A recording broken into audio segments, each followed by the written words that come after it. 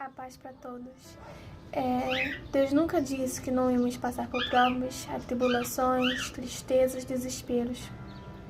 Isso é necessário acontecer na nossa vida, porque é aí que Deus está trabalhando.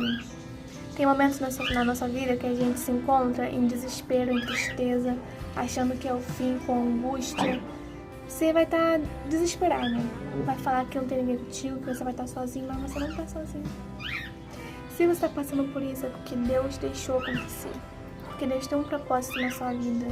Tudo que acontece na sua vida é por permissão de Deus. Nada é em vão. Tudo vai ser um aprendizado, tudo vai ser uma experiência, um testemunho para contar. Tudo é da vontade de Deus.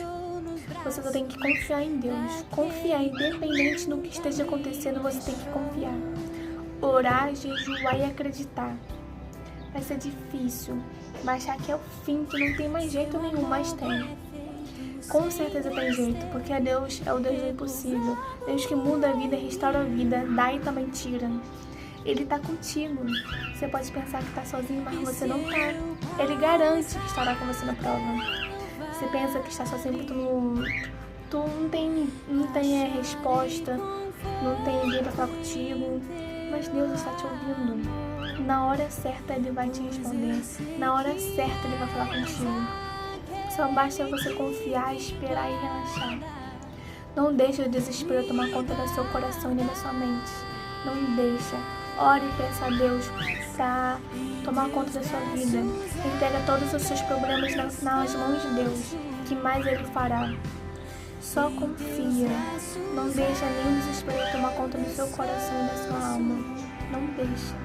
Porque Deus sabe o que está fazendo. Você está fazendo isso porque tem um propósito. Você está fazendo isso porque tem algo que vai acontecer mais pra frente e você vai entender.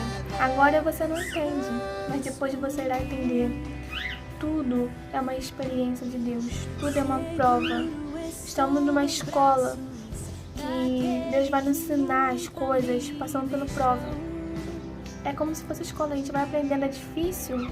Mas se a gente estudar, se a gente botar se a gente começar a ler a Bíblia, a gente vai entender o porquê.